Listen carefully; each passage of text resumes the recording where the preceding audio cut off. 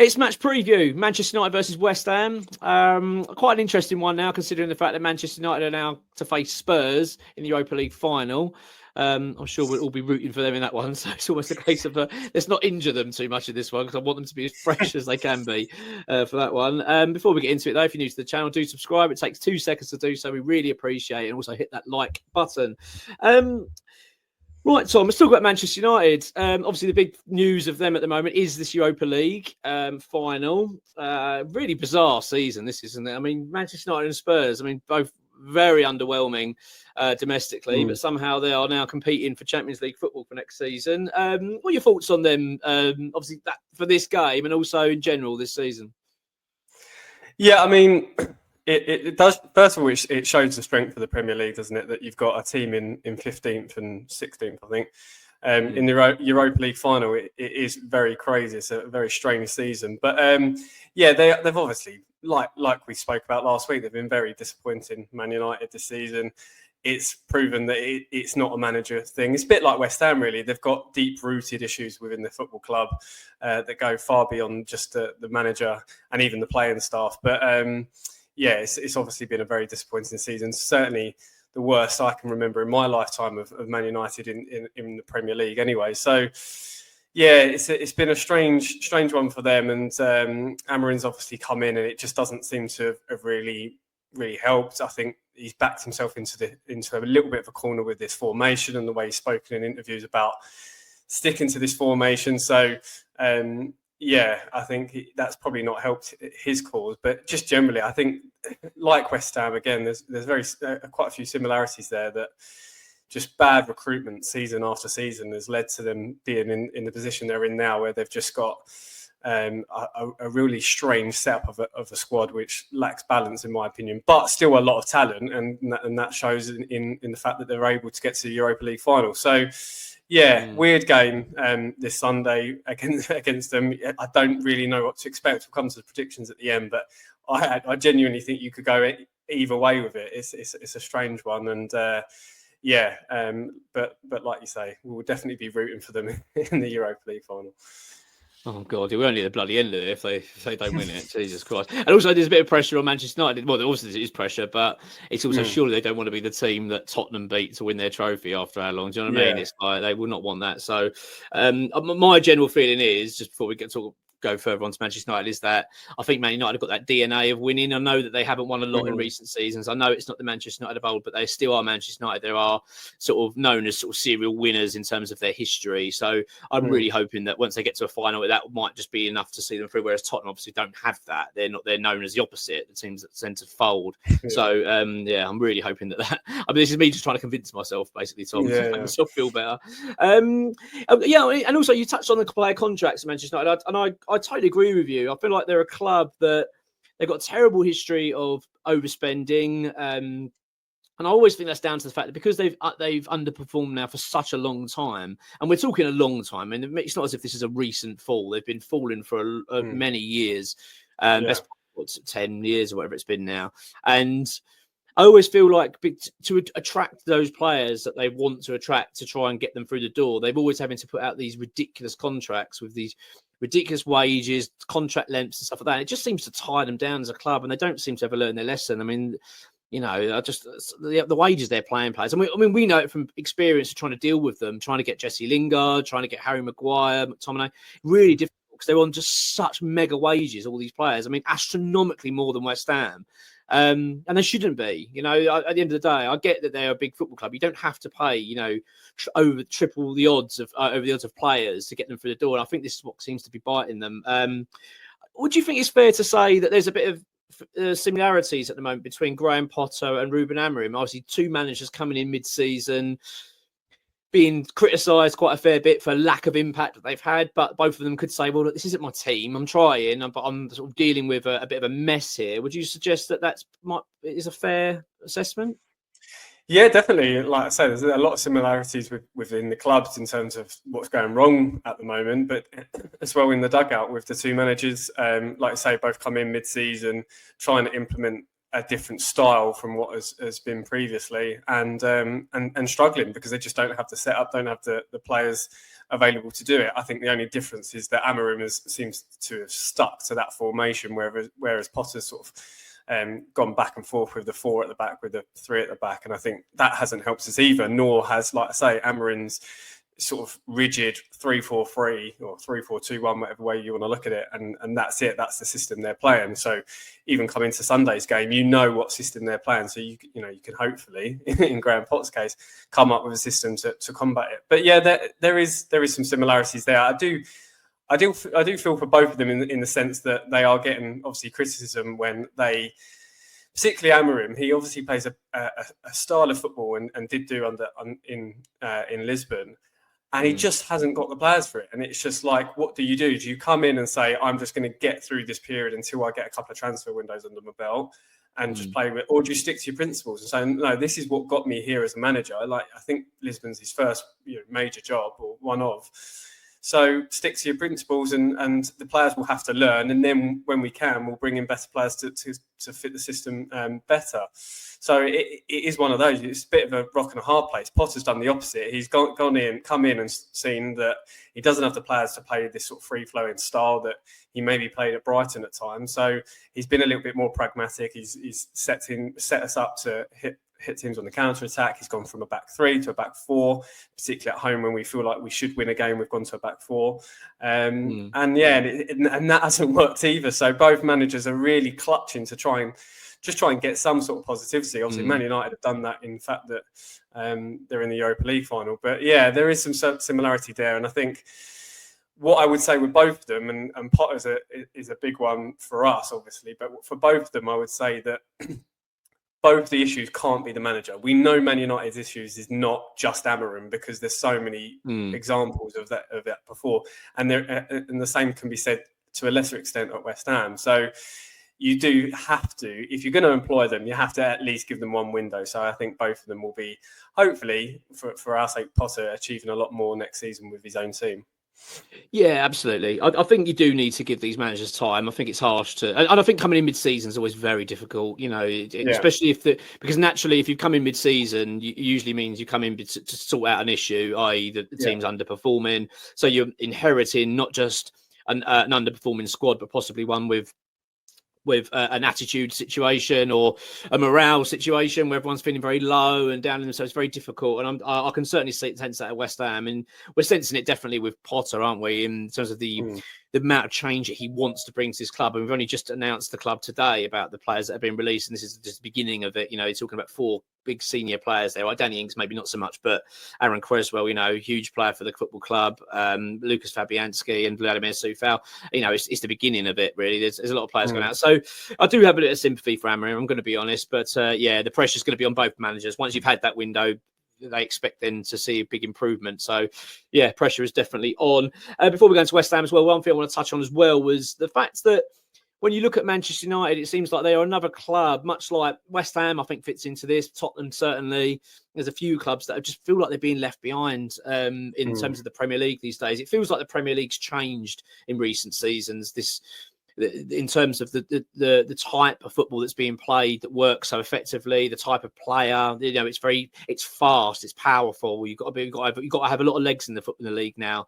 And I just look at Manchester United, I just feel like they look like an aging, and they're just an old model, an old dated model that's just sitting there, and they're just being left behind. And West Ham certainly sit like that. Every game we play, even when we're playing the teams that are lower than us, I mean, Wolves are outrunning us, easily. We can't cope with it. I feel like that's a big factor at play this summer. Do you think that's right as well, in terms of bringing in players that can actually cope with the Premier League? Absolutely, 100%. Couldn't agree more. I think their midfield is probably one of the only midfields we might be able to cope with this Sunday in terms of, first of all, numbers. They obviously go with a 2, and physicality. Like you say, they have Casemiro, sometimes Eriksen. Ugarte's a bit more of a mobile midfielder, but they do struggle with that physicality in the centre of the park, which, as we know, West Ham have done famously this season. I do think if you don't have players that can run in this league, that can press high and do that for a sustained period of time, you are really going to struggle. And they've brought in a manager, like I said before, that that played that under Lisbon. Like when they beat Man City in the Champions League, they were all about that pressing and then hitting on the counter with pace and power. And if you don't have that, we've talked about West Ham and their lack of pace this season. Like if you're trying to hit teams on the counter attack without pace, it is a very, very difficult thing to do. So, I do think both West Ham and United really suffering from that lack of physicality, which I imagine both teams will sort in this summer transfer window. Yeah, well, I certainly bloody hope we do anyway. Right, let's go on to West Ham, the joys of West Ham. Team news, I don't think there's much really to talk about. I haven't actually seen Graham Potter's press conference, but I think everyone's available aside from Mikel Antonio and Somerville. So I'm going to assume they're all available at the moment. Okay, so I think it's a good time to play Manchester United, mate. I think it's not a bad time now. You know, they're in dire form anyway in terms of their league. They've not been great, much like us. I mean, we're both very, very poor this season. But now they've got this Europa League final coming up. Their attention is going to be firmly on that. That's a big, big game. There's clearly still issues at that football club. Amorim doesn't seem a happy man at all. Even though they got to that final, he's not coming out looking overly thrilled. He even said it's nothing really to be celebrating at the moment. So he's not in a good place at the moment. And I don't think this is a bad time to be playing them. And I feel like we're due something this season. Do you know what I mean? Before the end, we're due at least something, and we just to enjoy. I mean, bloody hell! I mean, crying out loud, we're absolutely starved. I thought we were going to get it against Spurs. It didn't happen. Maybe this will be the day. In terms of the team, Tom, what are you thinking in terms of formation? Are you thinking that he's going to go for a back three in this one because it's away from home? I think he will. I would be very surprised if he doesn't. He obviously played that system against Tottenham and, got a point out of it, as in we didn't get beat. So some sort of positive signs there. But I do think he'll see United's formation as well. We know it will be a 3-4-3, and he'll say, well, at least in midfield we won't be overrun, so I can go with that system and feel like it's not as if he's coming up against a 4-3-3 with three men in midfield, and he might think, well, I need to match that. So he might just go for a like with system, like Amorim does, and almost play a 3-4-3 or a 3-5-2. So yeah, I think he would do. We'll probably come onto our teams now, but I wouldn't go for that. I'd try and compare that a little bit, but I'd be very surprised if he deviates from it. So you saying you're going to go back four then? You think for this then? I'd go to a back four. Yeah, I just think. Okay. Just overrun them if we can, if that's possible. So that's what I would go with. Well, that's what I've set up as. I was a little bit as we were kind of ready to go and do this. I started thinking. I do know away from home he does like the back three. He does like to protect. He's the kind of respect the point manager, isn't he? Like try and grab a draw. Let's keep it safe. We can get a point. I'm happy with that. Which I get. I'm not saying that's a terrible thing, but I'm getting to this point now though this season. One that I'm not really, the enthusiasm obviously is draining, isn't it? Let's be honest. And also like we've got nothing to lose now. We're not going down. Just go for it. Just go to games and just think let's just try and win. Get some young academy lads out there and play. That's what I'd like to see. There's no pressure on us really. But I think the pressure is on Potter because his win ratio is obviously horrendous at the moment, and he wants to, he needs to start getting results. So I think I can sense there's a bit of pressure on it from him. Right, let's go with it then, mate. Let's see where we are. So in goal, Areola? Yeah, Areola, done nothing wrong. Obviously, Fabianski announced that he's been leaving the club, but I'd stick with Areola. Yeah, okay. Right, so back four. I'm going to go with Aaron Wan-Bissaka, Todibo. I'm going to put Mavropanos in there, and I'm going to put Ollie Scholes in as well. What are you thinking? Exactly the same. Yeah, same defence I picked for the Spurs game. I think Kilman needs to come out. I said that before the Tottenham game, and he made the mistake for the goal. So I would go with that back four as well. Yeah, Kilman's needs to drop in now. I actually don't think he had a bad game actually against Spurs, apart from that mistake. I actually think he responded quite well to it as well. He coped with it all right, which I was quite surprised because he looks a bit like a player that can crumble a little bit. He's got that Matthew Upson vibe about him. But I actually thought that he actually all right. He coped with it okay, but a terrible error and a really, naive error for a guy that's supposed to be a £40 million Premier League defender. You just think, come on, mate, just get the ball out. You know what I mean? Don't muck about with it. But anyway, midfield then, what are you doing as your sort of two midfielders ahead of them? Well, I've gone for a three in midfield. Again, I know this is not what Potter's going to go for us, so it's a little bit irrelevant. But this, what I would go with is Soler as the holder again, still asking for that. Week 28, I think, they're asking for that. Souček in the middle, and then Paqueta a little bit deeper as a 3 and just try and, if they go Casemiro and Ugarte, which maybe they will, or maybe they'll bring Eriksen in, just to try and overrun them. There's definitely the ability to actually, for once, be the stronger midfield, if you like, and both numerically and physically. So that's what I would go with, just to try and do that. And again, just to reiterate my point last week, that's the midfield that we won at St James's Park, which I still think is our best sort of overall display of the season. So that's why I've gone for that midfield. Fair enough, I understand that. I've gone for Lewis Orford and Carlos Soler as the midfield duo. I just want to see change. I want to see young players in there that care. It's the last 3 games of the season. Also, what an experience it would be going to Old Trafford. Do you know what I mean? And saying, yeah, you're playing. Do you know what I mean? I know Potter won't do this, by the way. That's what I would do. I just think, what have you got to lose? And also, I think, Orford's been outstanding for the academy this season. He's, I think he's in line for Premier League 2 Player of the Season. I saw that. So, he's been a great player for them, and he pings the ball around beautifully. And like you said about, he's like Soler as well. They distribute it really well. Got a bit of legs in the midfield as well. I think Orford will get stuck in. I just want to see it. I want to see it now. I don't think there's any reason why not, but I don't think we will. I'm pretty certain we won't see that. But that's what I would be doing. Right, so you've got any 3. I've gone then for 2, and my 3 will be Bowen, Paqueta in playing as number 10, and then I'm going to put Luis Guilherme out on the left. I've kind of had enough of Kudus, to be honest with you. I know he's going, and I just not having a go at him, but he kind of sense that this is coming towards his end now, and I'd rather see players that I think are going to be around, and I've got a feeling Guilherme will be around next season, and also he's got that pace. I quite like what I see of him. Do you know what I mean? Get him out there, get him playing, and as I said, like with Orford, where's the harm? Just get him out there playing. We don't need to keep putting experienced players desperately to get results over the line, because it doesn't really matter if we lose this game, really. You know what I mean? It doesn't make a great deal of difference. But we're finished. We're 17th, and what happens if we lose? We finish 17th. It's not the end of the world, so you might as well just bloody go for it. So yeah, that's my feeling. Anyway, what have you got then for going ahead of your midfield 3?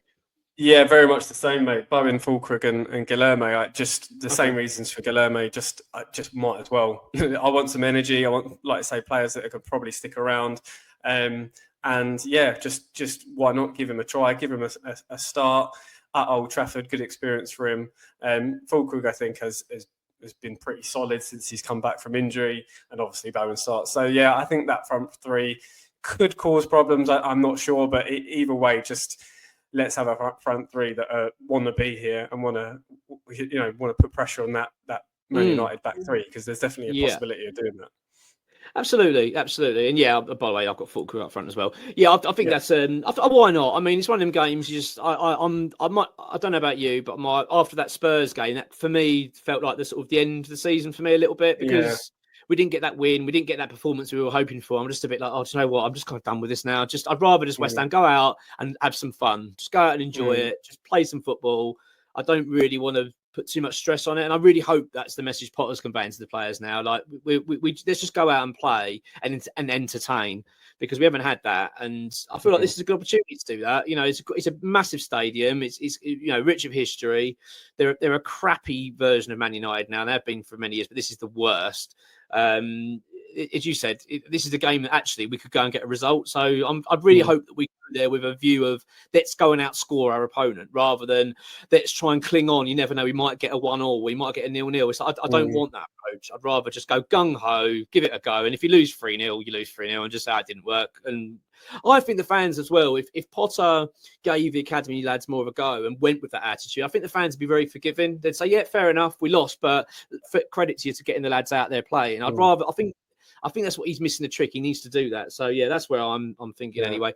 Right, score predictions. What are you thinking? I mean, you could just toss a coin, couldn't you? It wouldn't surprise me any result. A boring draw, a West Ham win, or a Man United win literally wouldn't. But I've gone for a Man United win, unfortunately. I feel like I'm being a little bit, you're the angel and I'm the devil in these previews lately, because I'm always the pessimistic one. But I just can't trust this West Ham team. And I think what will happen is we'll go there, we'll start okay. I do think we'll start okay. I think it'll be a cagey, tight game. United obviously played Thursday. I think we might even take the lead. And then I think it will be 1-1 sort of coming up to sort of 70, 80th minute. And we'll just be trying to hold on, like you say, Potter will say, "Oh, I'm happy with a point at Old Trafford. It's always a good point." And then United will score a late goal to win it 2-1. So that's what I've gone with. I'm sorry, that is incredibly pessimistic. No, and do you know what? I think you're right. I do actually understand where you're coming from. If I'm being true to myself, honestly, I'm kind of feeling more likely it's going to be a defeat. But I don't know. There's a part of me as well that thinks we might get something out of it. I don't think we're going to win, but I'll put down 1-1. I think we might get something out of this game. Only purely on the basis they just had this semi-final. They're a bit knackered. Yeah. They've got that. They'll have that in their mind now, their mindset. I don't think West Ham's a big priority game for them. So I'm hoping that they rock up and it's a bit of a pain in the arse for them, and we actually rock up with a bit of a decent attitude. That's what I'm hoping for anyway. But 1-1, mate. So that's. Anyway, thanks for watching, everyone. And I think we'll catch up again, more videos. Tom, you obviously got bits and bobs coming up. And fingers crossed, mate, we've got something. It'd be nice when let's please hope we actually have a weekend that's actually enjoyable as West Ham fan. Would actually make a change. Anyway, take care. Nice one. Go on, you guys.